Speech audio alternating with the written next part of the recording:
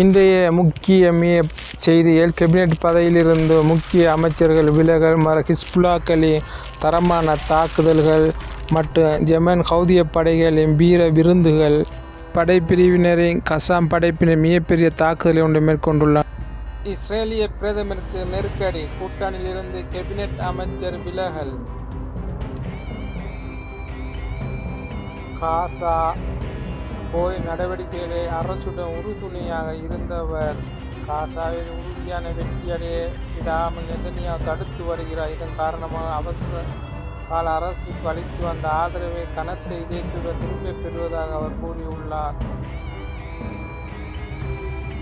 காசா போரில் அடுத்த கட்ட நடவடிக்கைகளை மற்றும் திட்டங்களை குறித்து நெதன்யாகு ஆலோசிக்கவில்லை என்ற குற்றச்சாட்டை அவர் முன்வைத்துள்ளார். ஹமாஸ் படையினருக்கு எதிரான நெதன்யாகு படுதோல்வி அடைந்துள்ளதாக மேலும் அவர் கூறியுள்ளார். அவர் இஸ்ரேலிய 3 பேர் கொண்ட காசா போர் விவகாரங்களுக்கான கேபினட் அமைச்சரவையில் ஒரு முக்கிய பதவி வகித்தவர் என்பது குறிப்பிடத்தக்கது.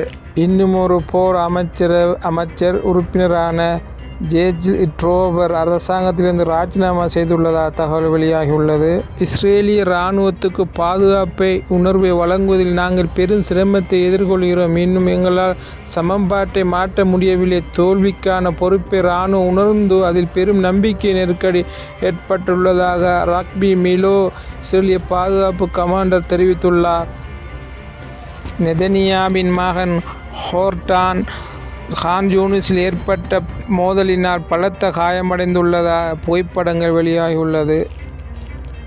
அடுத்ததாக போரின் போது காசா பகுதியிலே எதிர்ப்பால் குறிவைக்கப்பட்ட ஆக்கிரமிப்பு கவச வாகனங்களில் ஒன்று மற்றும் அதற்குள் இருந்தவர் கொல்லப்பட்டு அல்லது காயமடைந்துள்ளனர் என்று அந்த புகைப்படங்கள் வெளியாகியுள்ளது.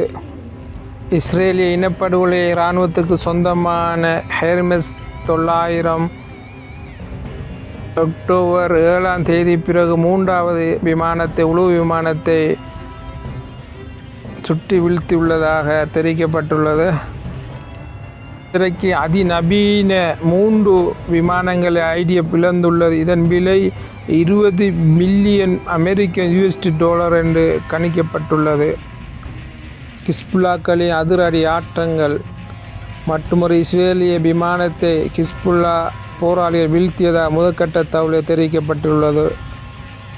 மற்றும் ஹிஸ்புல்லாக்கள் முதல் முறையாக இஸ்ரேலிய துறைமுகமான கைவாவை அதிகாரப்பூர்வமான தாக்கத் தொடங்கிய காட்சிகளும் புகைப்படங்களும் வெளியாகியுள்ள. வடக்கு இஸ்ரேலை நோக்கி பறக்கும் மற்றொரு சராமரி ஏவுகணைகள். ஹிஸ்புல்லா ராக்கெட் தாக்குதலுக்கு பிறகு வடக்கு இஸ்ரேலில் தீ விபத்து ஏற்பட்ட காட்சிகள் வெளியாகியுள்ளது. ஹிஸ்புல்லா போராளிகள் கோலான் குன்றுகளில் உள்ள IDF கட்டளை தளத்தின் மீது ஒரு மிகப்பெரிய தாக்குதல் நடத்திய காட்சிகள் புகைப்படங்கள் வெளியாகியுள்ளது. மற்றும் அதிரடி தாக்குதலால் லெபனானில் இருந்து 2 ஏவுகணைகள் ஏற்பட்டதை அடுத்து ஜாரூன் குடியிருப்பில் தீ விபத்து ஏற்பட்டது.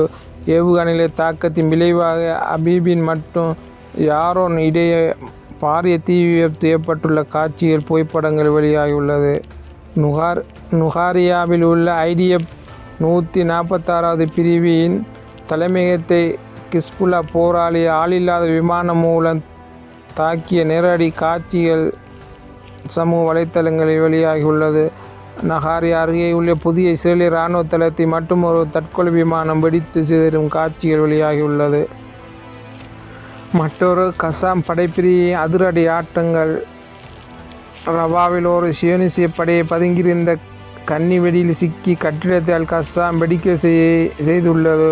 மீட்பு படையில் வந்தவுடன் எங்கள் முஜாஹிதீன்கள் கட்டிடத்தை சுற்றி கூடுதல் வெடிப்பொருட்களை வெடிக்க செய்து அவர்களை நோக்கி மோட்டார் குண்டுகளை செலுத்தியுள்ளனர். உயிரிழப்புகள் எண்ணிக்கை 4 வீரர்கள் கொல்லப்பட்டதாகவும் மேலும் 10 பேர் காயமடைந்ததாகவும் 6 பேர் பலத்த காயமடைந்ததாகவும் 3 பேர் இடிபாடுகளுக்கு சிக்கியுள்ளதாகவும் வெளியாகியுள்ள தகவல்கள் வெளியாகியுள்ளது.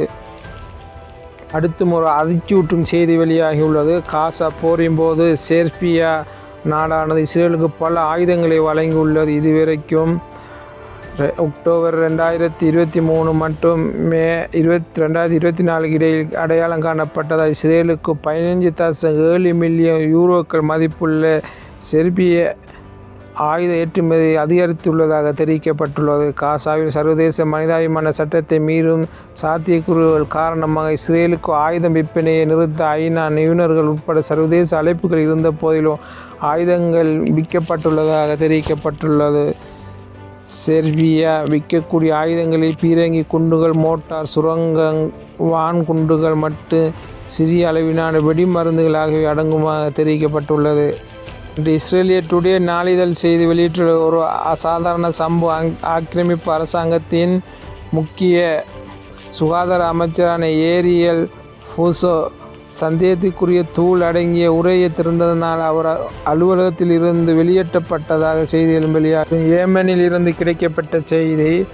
உளவு பார்த்து நாச வேலைகளை செய்து வரும் அமெரிக்க இஸ்ரேலிய உளவு வலையமைப்பை கைது செய்வதாக ஏமன் பாதுகாப்பு படை அறிவித்துள்ளது.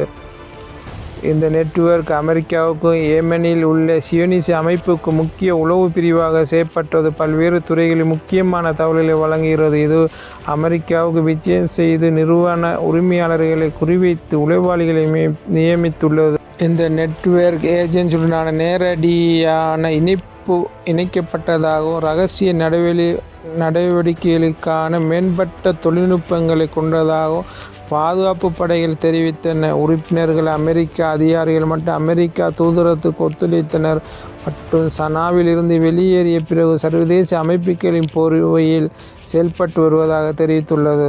இவைகள் அங்கிருந்து கிடைக்கப்பட்ட இந்திய செய்திகளாக பதிவாகியுள்ளது. மற்றுமொரு வீடியோ காணொளியில் சந்திப்போம் உறவுகளே. இந்த வீடியோ பற்றி உங்களுடைய தகவல்களை, கருத்துக்களை பதிவிடுங்கள். வணக்கம், நன்றி உறவுகளே. அடுத்த ஒரு காணொளி சந்திப்போம்.